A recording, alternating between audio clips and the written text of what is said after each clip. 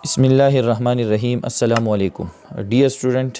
Class 8 mathematics से related हमारा जो प्रीवियस लेक्चर था, उसी लेक्चर में हमने एक्सरसाइज 11.2 के आखिरी क्वेश्चन सॉल्व किए थे और हमारे पास ये एक्सरसाइज जो है ये ख़त्म हो गया था। इंशाल्लाह आज की इस लेक्चर में हम कुछ टॉपिक्स जो है वो पढ़ेंगे जो कि हमारे पास एक्सरसाइज 11.3 से रिलेटेड है। तो इंशाल्लाह जब हम एक्सरसाइज 11.3 की क्वेश्चन सॉल्व करेंगे तो उसमें हम ये टॉपिक्स जो है वो इस्तेमाल करेंगे। तो टॉपिक जो है ये बहुत इम्पॉर्टेंट है, तो आप लोगों ने टॉपिक जो है वो अच्छी तरीके से समझ लेना है, ठीक है। इसमें जो टॉपिक लिया गया है पेज नंबर 284 पर मौजूद है हमारे पास। यहाँ पर जो टॉपिक है वो यहाँ पर मैं लिख रहा हूँ। यहाँ पर है हमारे पास फ्रीक्वेंसी डिस्ट्रीब्यूशन और इसके साथ है एंड हिस्टोग्राम, ठीक है। ये हमारे पास जो है पहला टॉपिक है, पेज 284 पर मौजूद है। अब ये इसमें जो टॉपिक लिया गया है सबसे पहले वो हमारे पास है फ्रीक्वेंसी। तो पहले हम देखेंगे कि फ्रीक्वेंसी का मतलब क्या है, फिर हम फ्रीक्वेंसी डिस्ट्रीब्यूशन जो है वो पढ़ेंगे, ठीक है।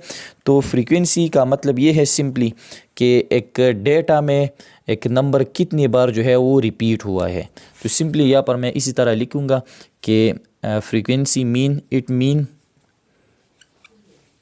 it means that how many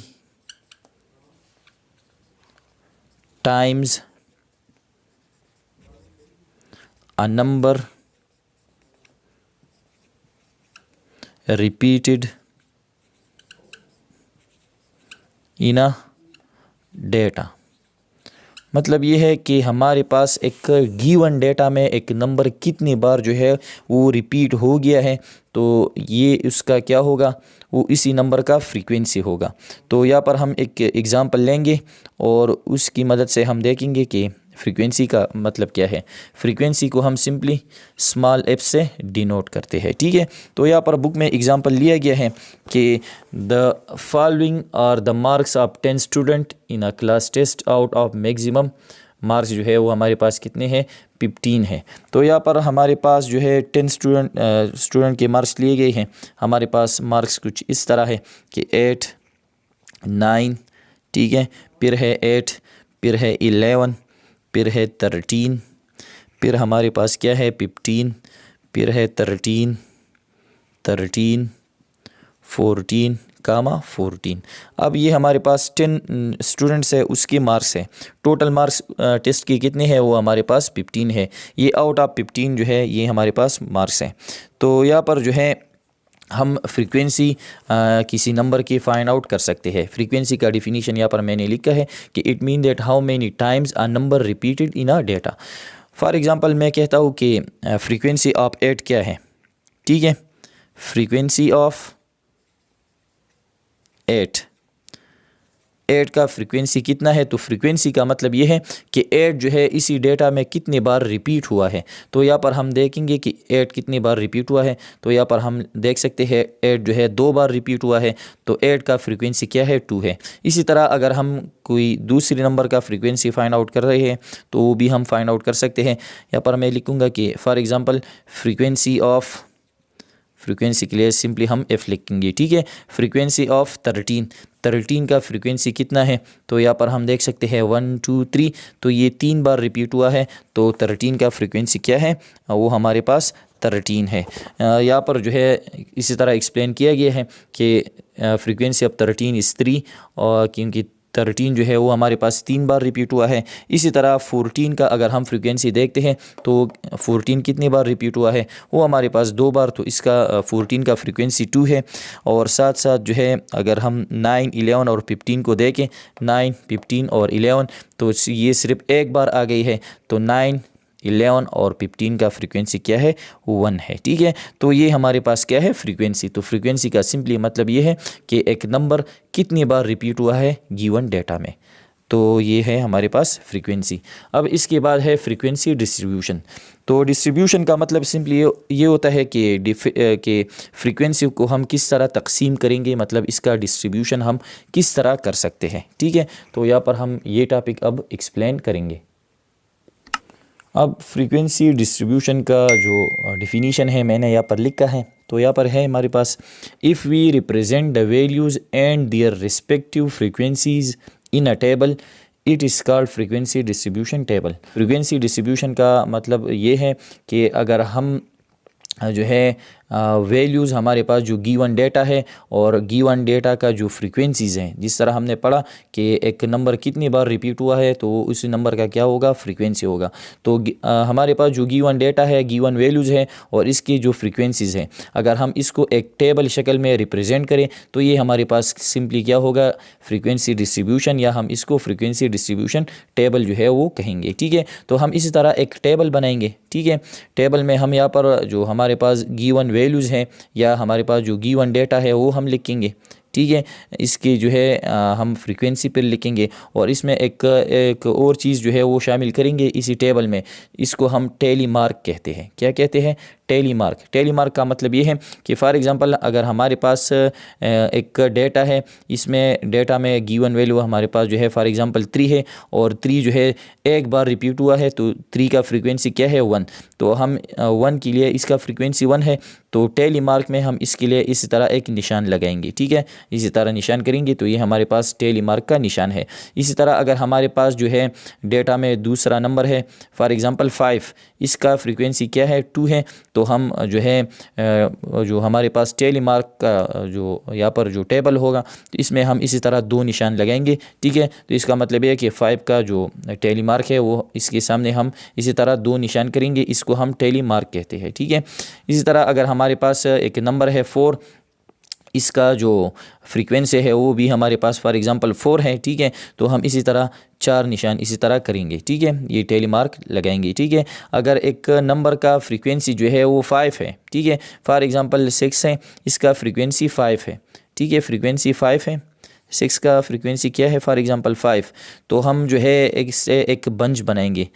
तो बंच किस तरह बनाएंगे, बंच का मतलब क्या है कि हम इस तरह लिखेंगे कि 1 2 3 4 और 5 इसके साथ इस तरह नहीं लिखेंगे बल्कि इसी तरह हम निशान करेंगे, तो ये हमारे पास एक बंच बन गया, ये कंप्लीट हो गया। ठीक है, कि 6 का जो फ्रीक्वेंसी है वो 5 है, तो 5 टेली मार्क हम इस तरह करेंगे कि हम इसी तरह 3 निशान लगाएंगे और जो 5वां निशान है इसके ऊपर इस तरह हम करेंगे। ठीक है, अगर हमारे पास एक नंबर है, इसका फ्रीक्वेंसी 7 है, ठीक है, 10 हमारे पास एक नंबर है फॉर एग्जांपल गिवन डेटा में, इसका फ्रीक्वेंसी 7 है, तो फ्रीक्वेंसी वाली टेबल में हम 7 लिखेंगे और टेली मार्क वाली टेबल में हम इस तरह 5 निशान बनाएंगे। ठीक है, पहले 1 2 3 4 5, ये कंप्लीट हो गया। ठीक है, अब हमारे पास इसका फ्रीक्वेंसी 7 है, तो हम 2 निशान और करेंगे। ठीक है, इस तरह कुछ स्पेस छोड़ेंगे और 1 2, तो ये हमारे पास 5 है और ये 2 है, तो 7 इसका फ्रीक्वेंसी आ गया। ठीक है, अब हमने ये जो डिफिनीशन पढ़ा और ये कंसेप्ट जो हमने पढ़ा, यहाँ पर हमारे पास एक एग्ज़ाम्पल लिया गया है, तो चलो इस एग्ज़ाम्पल के ज़रिए हम इसको जो है थोड़ा मज़ीद जो है इसको हम समझेंगे। ठीक है, तो एग्ज़ाम्पल हमारे पास ये है, मार्क्स ऑफ 20 स्टूडेंट आर, हमारे पास जो है 20 स्टूडेंट्स के मार्क्स है। ठीक है, डिफरेंट मार्क्स यहाँ पर गिवन है, 48 47 45 48 35 40 30 30 48 36 35 48 47 30 45 38 30 48 36 36। ठीक है, ये हमारे पास 20 स्टूडेंट्स के मार्क्स है और आउट ऑफ 50 जो है ये मार्क्स है। ठीक है, तो जब हम सोल्यूशन स्टार्ट करेंगे, ठीक है, तो सबसे पहले हम ये काम करेंगे कि इसी डेटा में जितनी भी हमारे पास जो नंबर्स है, ठीक है, वो हम असेंडिंग ऑर्डर में लिखेंगे, मतलब इंक्रीजिंग ऑर्डर में। सबसे पहले हम जो है मिनिमम वैल्यू से स्टार्ट करेंगे और इस तरह हम मैक्सिमम वैल्यू तक जाएंगे। ठीक है, तो हमारे पास इसी डेटा में आप चेक कर सकते हैं जो सबसे स्मॉलेस्ट वैल्यू है वो क्या है, वो हमारे पास 30 है। अब 30 जो है वो कितनी बार है, 1 यहाँ पर मैंने लिख के है। ठीक है, 4 बार जो है वो 30 इसमें आ गया है, तो 30 यहाँ पर है, यहाँ पर है, यहाँ पर है। ठीक है, और यहाँ पर इसी तरह 30 30 30 30, इसके साथ जो है 35 2 बार है, 36 जो है इसी डेटा में 3 बार है, 38 सिर्फ 1 बार आया है, 40 भी एक बार आया है, 45 जो है 2 बार आया है, 47 जो है वो भी हमारे पास 2 बार आया है, और 48 जो है इसमें 5 टाइम जो है वो रिपीट हो गया है। ठीक है, तो ये हमारे पास जो है सबसे पहले काम ये होता है कि हम जब फ्रीक्वेंसी डिस्ट्रीब्यूशन टेबल, इसके लिए हम फ्रीक्वेंसी डिस्ट्रीब्यूशन टेबल बनाएंगे। ठीक है, एग्जांपल में ये लिखा है कि इसके लिए आप लोगों ने फ्रीक्वेंसी डिस्ट्रीब्यूशन टेबल जो है वो बना लेना है। ठीक है, तो सबसे पहले हम डेटा इसी तरह जो है असेंडिंग ऑर्डर में लिखेंगे। अब जो है इसके बाद हम सिंपली एक टेबल बनाएंगे। ठीक है, तो यहाँ पर मैं एक टेबल जो है वो बना रहा हूँ, और इसमें हम इसका जो तरीक़ा है वो देखेंगे कि इसमें हम किस तरह ये वैल्यूज़ लगाएंगे। ठीक है, तो फ्रीक्वेंसी डिस्ट्रीब्यूशन जो है इसमें हम दरअसल में इसी तरह 3 लाइंस बनाएंगे। ठीक है, इसी तरह अब हमारे पास यहाँ पर जो पहला टेबल है यहाँ पर, ठीक है, इसमें हम ये मार्क्स लिखेंगे। ये हमारे पास गिवन डेटा है, ये हमारे पास जो है मार्क्स है, तो यहाँ पर हम सिंपली लिखेंगे मार्क्स आप स्टूडेंट, या अप 10 मार्क्स जो है वो हम लिख सकते हैं। तो इसमें हमारे पास जो है हम देख सकते हैं ये 30 हैं। ठीक है, इसमें मार्क्स जो है 30, तो सिंपली हम 30 लिखेंगे, यहाँ पर एक बार 30 लिखेंगे। ठीक है, अब इसमें दूसरा जो वैल्यू है ये रिपीट हुआ है, 30 जो है अब 4 बार जो है वो रिपीट हुआ है, यहाँ पर हम वो लिखेंगे। लेकिन यहाँ पर जो हम मार्क्स अप 10 वाली जो टेबल है इसमें हम 30 सिर्फ एक बार जो है वो लिखेंगे। 35 है, तो सिंपली हम यहाँ पर लिखेंगे 35। फिर इसमें क्या है 36। ठीक है, फिर क्या है 38 है, इसमें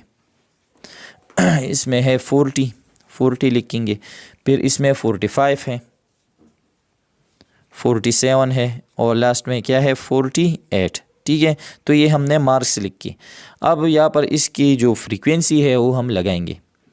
फ्रीक्वेंसी का मतलब ये है कि ये जो नंबर है ये कितनी बार रिपीट हुआ है। अब 30 का जो फ्रीक्वेंसी है वो क्या है, वो हमारे पास जो है 4 है, तो इसके सामने हम लिखेंगे 4 कि 30 हमारे पास जो है वो 4 टाइम रिपीट हुआ है।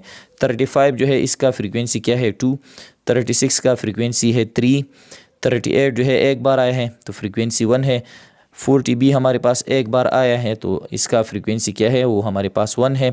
45 जो है इसका फ्रीक्वेंसी क्या है वो हमारे पास है 2, 47 का फ्रीक्वेंसी भी 2 है, और 48 जो है 1 2 3 4 5 इसका फ्रीक्वेंसी क्या है 5 है। ठीक है, अब ये हमारे पास फ्रीक्वेंसी वाला टेबल आ गया।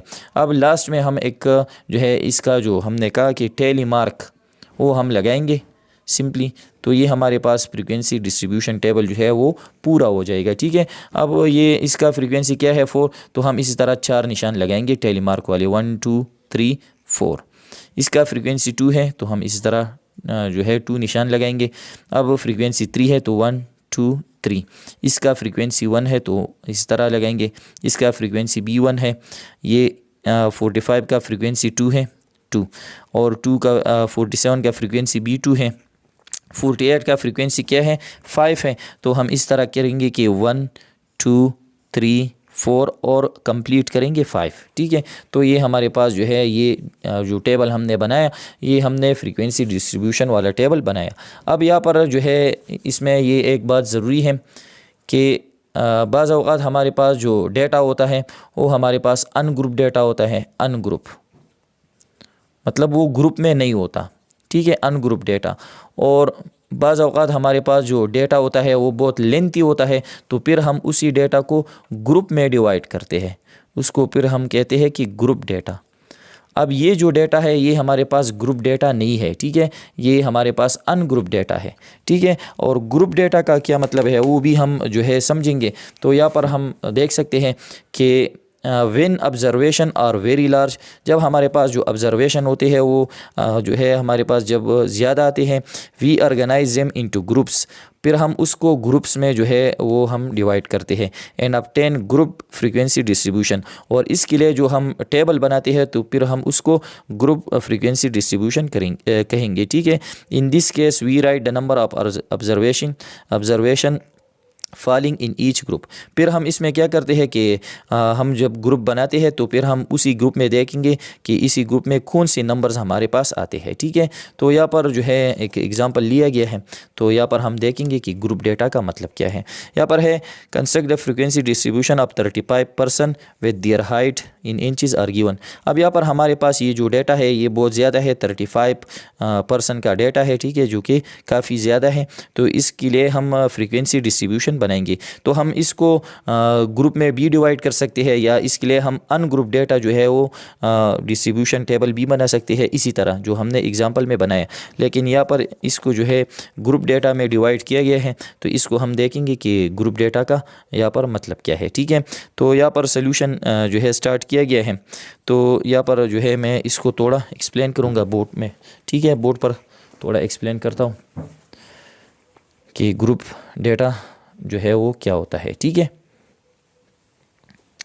तो ग्रुप डेटा में है सबसे पहले वही बात है कि सॉल्यूशन जब हम स्टार्ट करेंगे, ठीक है, तो सबसे पहले हम डेटा इसी तरह असेंडिंग ऑर्डर में लिखेंगे, ठीक है। मिनिमम वैल्यू से स्टार्ट करेंगे और इसी तरह हम मैक्सिमम वैल्यू जो है उसकी तरफ जाएंगे। तो जब हम ग्रुप डेटा बनाते हैं, ठीक है, तो ग्रुप डेटा में सबसे पहले हम जो है डेटा का रेंज फाइंड आउट करते हैं। क्या ग्रुप डेटा में सबसे पहले हम क्या फाइंड आउट करेंगे? रेंज। अब रेंज का मतलब क्या है, इसको हमने भी पढ़ा है प्रीवियस एक्सरसाइज में कि maximum value minus minimum value, ठीक है। तो यहाँ पर हमारे पास ये जो एग्जांपल है इसमें सबसे पहली जो मैक्सिमम वैल्यू है वो हमारे पास क्या है 72। इससे हम माइनस करेंगे मिनिमम वैल्यू, हमारे पास जो मिनिमम वैल्यू है वो हमारे पास इसी डेटा में 53 है। तो हम 72 से 53 माइनस करेंगे तो हमें क्या मिलता है 19 मिलता है। तो इसी डेटा का रेंज क्या है 19 है, ठीक है। तो ग्रुप डेटा में सबसे पहली जो बात है वो हमने क्या करना है, डेटा का रेंज जो है वो फाइंड आउट करना है। तो हमने रेंज जो है वो फाइंड आउट किया। अब यहाँ पर हम जो है इसके बाद जो है हम डिसाइड करेंगे कि हम कितने ग्रुप्स बनाते हैं, ठीक है। तो मिनिमम जो है सबसे पहले ये बात भी नोट कर ले कि हम मिनिमम कितने ग्रुप्स बनाएंगे।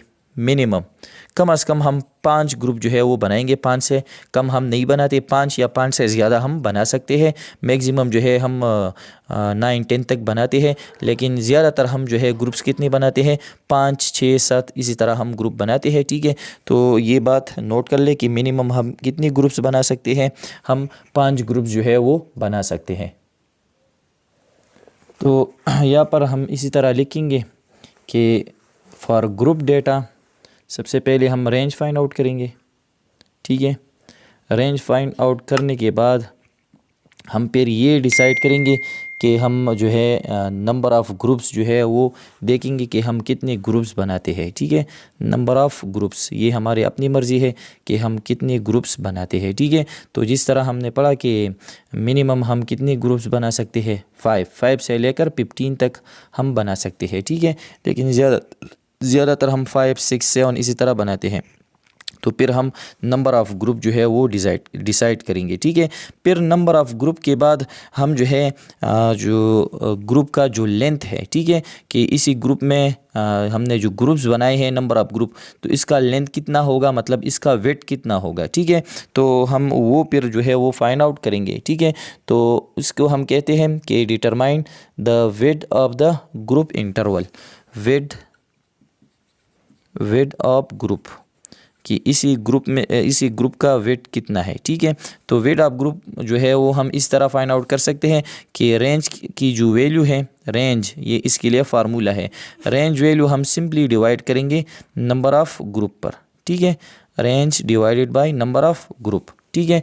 तो इसी एग्जांपल में जो है हम 5 ये जो एग्ज़ाम्पल लिया गया है, ठीक है, इसमें जो रेंज है 19 है और इसमें नंबर ऑफ़ ग्रुप क्या है वो हमारे पास क्या है 5 है।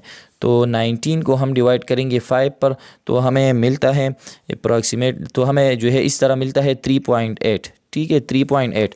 तो अब हमारे पास ये जो 3.8 है इसके करीब जो होल नंबर होगा, ठीक है, तो ये हम उसमें कन्वर्ट करेंगे ताकि हमारे पास एक होल नंबर आ जाए और हमें पता चले कि इसी ग्रुप का जो वेट है वो इतना है, ठीक है। मतलब इसमें इतने नंबर्स हम लिखेंगे, ठीक है।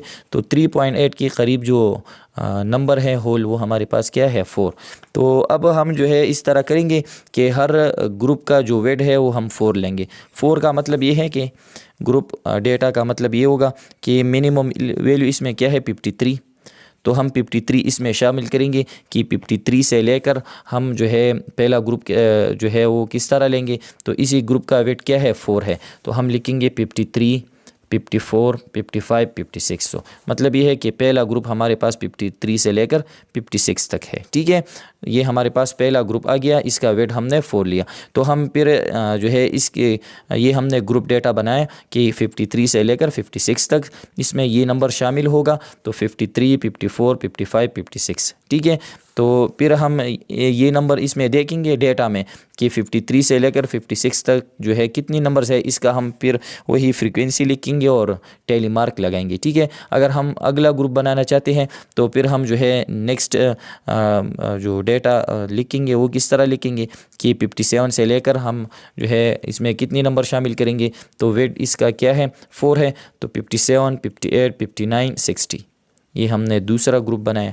हम टोटल कितनी ग्रुप्स बनाएंगे, ठीक है, हम 5 ग्रुप जो है इस तरह बनाएंगे। ठीक है, फिर 61 से लेकर 61, 62, 63, 64, ठीक है 64 तक। फिर 65 से लेकर 65, 66, 67, 68, ठीक है। इसी तरह जो हमारे पास जो लास्ट ग्रुप होगा वो किस तरह होगा कि 69 से लेकर, ठीक है, हम इस तरह लिखेंगे कि 69, 70, 71, 72, 73, ठीक है। तो ये हमारे पास 1, 2, 3, 4, 5 टोटल हमारे पास 5 ग्रुप आ गए। ठीक है, हमने 5 ग्रुप बनाए, हर एक ग्रुप का वेट कितना है 4 है। और फिर हम इसी ये जो हमारे पास डेटा में ये जो हमने ये ग्रुप्स बनाए हैं तो हम हर एक नंबर का जो फ्रीक्वेंसी है वो देखेंगे कि 53 और 56 के दरमियान जो है वो कितने नंबर्स हैं।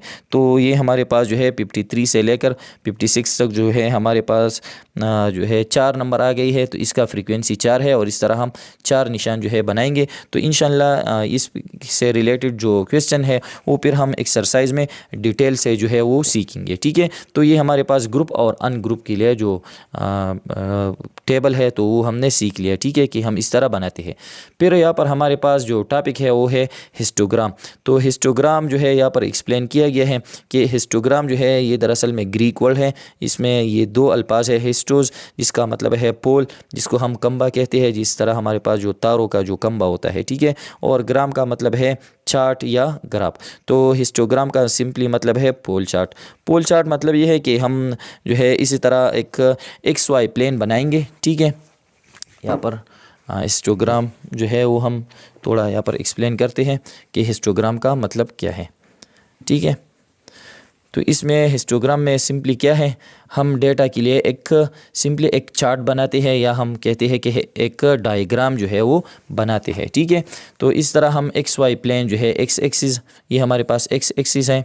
ठीक है, और ये जो हमने वर्टिकल लाइन बनाया है ये हमारे पास क्या है Y एक्सिस है। ठीक है, तो हिस्टोग्राम में हम सिंपली क्या करते हैं कि यहाँ पर हम ये जो X एक्सिस है इस पर हम जो है सिंपली क्या लिखेंगे, इस पर हम लिखेंगे, यहाँ पर हम लिखेंगे क्लास बाउंड्रीज़। अब हमारे पास क्लास बाउंड्रीज़ क्या होते हैं तो वो हम इंशाल्लाह एक्सरसाइज में डिटेल से सीखेंगे कि क्लास बाउंड्रीज़ का क्या मतलब है। और हमारे पास जो Y एक्सिस है इस पर हम लिखेंगे फ्रीक्वेंसी। ठीक है, तो ये हम यहाँ पर क्लास बाउंड्री, यहाँ पर हम फ्रीक्वेंसी, और फिर हम इसके लिए इस तरह जो है रेक्टेंगल बनाते हैं। इसके लिए इसको क्या कहते हैं, पोल चार्ट इसको भी कहते हैं, क्योंकि ये हमारे पास जो है एक खंबे की तरह है। ठीक है, आप देख सकते हैं बिल्कुल एक खंबा है। ठीक है, और फिर हम जो है इसके इस पर यहाँ पर हम कोई गैप नहीं छोड़ेंगे। फिर हमारे पास जो दूसरा डेटा होगा तो साथ में हम इसके लिए दूसरा जो है वो इसी तरह रेक्टेंगल बनाएंगे। ठीक है, तो ये एक दूसरे के साथ जो है इसी तरह लगे हुए होते हैं। ठीक है, तो ये हमारे पास क्या होता है हिस्टोग्राम, जो कि हम पेज नंबर 287 पर देख सकते हैं। ये जो चार्ट बनाया गया है ये हमारे पास क्या है हिस्टोग्राम के लिए है। तो इंशाल्लाह इसका जो कंसेप्ट है वो हम फिर एक्सरसाइज में जो है वो डिटेल से पढ़ेंगे। लेकिन यहाँ पर आप लोग ये समझ ले कि हिस्टोग्राम हमारे पास जो है सिंपली एक डायग्राम होता है जो कि हम रेक्टेंगल की शक्ल में रिप्रेजेंट करते हैं। ठीक है, फिर हमारे पास है फ्रीक्वेंसी पॉलीगॉन। तो फ्रीक्वेंसी पॉलीगॉन का मतलब ये है कि अगर हम क्लास बाउंड्री जो कि हम जो है फिर हम एक्सरसाइज में पढ़ेंगे कि क्लास बाउंड्री का मतलब क्या है। तो अगर हम क्लास बाउंड्री का मिड पॉइंट जो है वो फाइंड आउट कर ले, ठीक है, और मिड पॉइंट के लिए हम इसी तरह एक लाइन के ज़रिए जो हमारे पास जो क्लास बाउंड्री है उसका जो मिड पॉइंट है, ठीक है, वो हम फाइंड आउट कर ले और फिर हम उसी मिड पॉइंट को इसी तरह लाइन के ज़रिए एक दूसरे से मिला लें, तो ये हमारे पास क्या होता है, फ्रीक्वेंसी पॉलीगॉन। तो फ्रीक्वेंसी पॉलीगॉन का मतलब ये है कि यहाँ पर हम ये जो रेक्टेंगल देख सकते हैं जो कि हमारे पास हिस्टोग्राम के लिए है। तो अगर हम यहाँ पर हमारे पास ये जो क्लास बाउंड्रीज होते हैं ये दरअसल में फ्रीक्वेंसी जो हमारे पास जो हमने फ्रीक्वेंसी फाइंड आउट की है तो ये क्लास बाउंड्री हम उससे फाइंड आउट करते हैं। तो अगर हम इस क्लास बाउंड्री की मिड पॉइंट यहाँ पर ये हमारे पास क्लास बाउंड्री है, यहाँ पर इसका मिड पॉइंट जो है यहाँ पर ये होगा, यहाँ पर ये, ठीक है। तो अगर हम इस तरह मिड पॉइंट जो है क्लास बाउंड्री की फाइंड आउट करें और वो हम लाइन के ज़रिए एक दूसरे के साथ मिलाए तो ये हमारे पास फिर क्या होगा, फ्रीक्वेंसी पॉलीगॉन। तो फ्रीक्वेंसी पॉलीगॉन और हिस्टोग्राम में ये फ़र्क है कि हिस्टोग्राम में हम सिंपली रेक्टेंगल्स बनाते हैं क्लास बाउंड्री के लिए, ठीक है, और फ्रीक्वेंसी पॉलीगॉन में हम क्लास बाउंड्री का मिड पॉइंट फाइंड आउट करते हैं और फिर हम वो इसके लिए डाट लगाते हैं और वो डाट हम लाइन के ज़रिए एक दूसरे से मिलाते हैं, तो ये हमारे पास फिर क्या बन जाता है, फ्रीक्वेंसी पॉलीगॉन जो है वो बन जाता है, ठीक है। तो ये हमारे पास जो है कुछ टॉपिक्स थे एक्सरसाइज 11.3 से रिलेटेड जो कि हमने पढ़ लिए, ठीक है। तो इंशाल्लाह हमारे पास ये जो पेयर क्वेश्चन है वो हम फिर डिटेल से पढ़ेंगे नेक्स्ट लेक्चर में। तो उम्मीद करता हूँ ये आप लोगों को समझ आ गई होगी। फिर भी अगर कोई मसला हो तो आप पूछ सकते हैं। थैंक्स।